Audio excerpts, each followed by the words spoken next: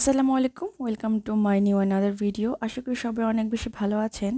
তো হুপ এমব্রয়ডারি করার জন্য কাপড়টাকে সিজার দিয়ে একটু সাইজ করে নিচ্ছি।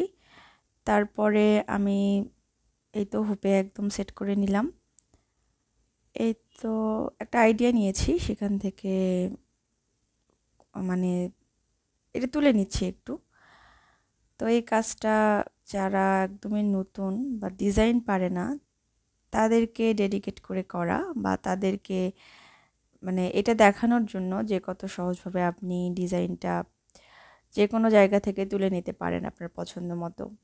তো এটা দেখানোর জন্য আমি এভাবে করছি। অ্যাজ ইউজুয়াল আমি কিন্তু নিজেই ড্রয়িং করা পছন্দ করি বা নিজের ডিজাইনটা নিজে আঁকতে পছন্দ করি। আই থিঙ্ক আপনি বুঝতে পেরেছেন কিভাবে এটা করতে হচ্ছে। তো আমার বলার থেকে আসলে আপনি যদি বুঝে নেন সেক্ষেত্রে বেশি ভালো হয়। মা হওয়া একটা মেয়ের জন্য অনেক স্পেশাল একটা সময়। মা হওয়ার প্রত্যেকটা দিন, প্রত্যেকটা সময় একটা মায়ের বা একজন নারীর এমন কোনো দিন আছে কিনা বা এমন কোনো সময় আছে কিনা সে ভুলতে পারে কিনা সন্দেহ।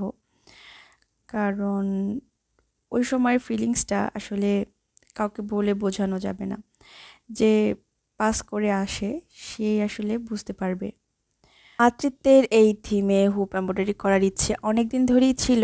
তো সময় করে উঠতে পারছিলাম না বা সময় হচ্ছিল না। সুযোগ সময় দুটোই হচ্ছিল না আসলে, যেটা সত্যি কথা বলতে। এত বেশি বিজি থাকি আমি। তো তারপরেও মনে মনে ভাবলাম যে না, এই থিমে একটা কাজ হয়েই যাক।